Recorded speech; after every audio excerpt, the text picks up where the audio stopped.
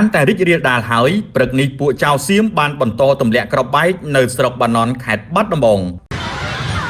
ខាងផងកពៅសាសាឡាចេញពីសាលាបាញ់ទុះខាងនោះ2គ្រាប់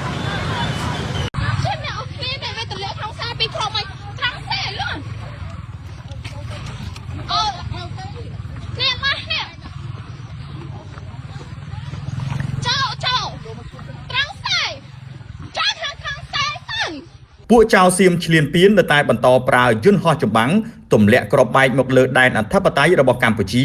ដែលជាការឈ្លានពានដល់កំរោលបើទោះបីជាមានការអន្តរាគមន៍ពីមហាអំណាចអាមេរិកចិននិងមេដឹកនាំអាស៊ានយ៉ាងណាក៏ដោយ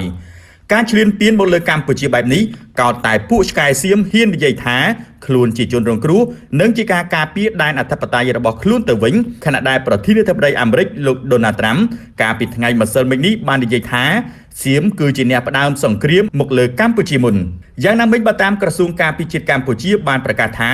នៅវេលាម៉ោង 10:00 នាទីថ្ងៃទី24ខែធ្នូនេះយោធាសៀមបានប្រើយន្តហោះចម្បាំងប្រភេទ T-50ទម្លាក់គ្រាប់បែកចំនួន4គ្រាប់ចូលភូមិដែលមានប្រជាជនកំពុងរស់នៅចូលជ្រៅក្នុងដែនអធិបតេយ្យរបស់កម្ពុជាស្ថិតនៅក្នុងភូមិសាស្ត្រស្រុកបាណន់ខេត្តបាត់ដំបងសកម្មភាពខាងលើនេះគឺជាការវាយប្រហារដល់កំរោលដោយមិនរើគោលដៅរបស់យោធាសៀមជាការរំលោភបំពានច្បាប់មនុស្សធម៌អន្តរជាតិក្រសួងការពារជាតិកម្ពុជាបានបន្តថា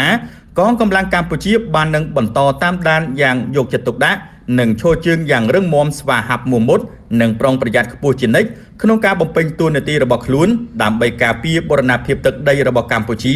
និងសេចក្តីថ្លៃថ្នូររបស់យើងដោយអង្គអាចក្លាហានដោយមិនងាករេជាដាច់ខាតទោះក្នុងតម្លៃណាក៏ដោយយ៉ាងណាជុំវិញការឈ្លានពានរបស់ពួកចៅសៀមបែបនេះពលរដ្ឋបានបញ្ចេញមតិថា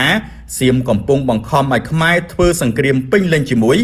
ឬដើម្បីគេចវេះមិនទទួលខុសត្រូវចំពោះទង្វើនានាពេលកន្លងមក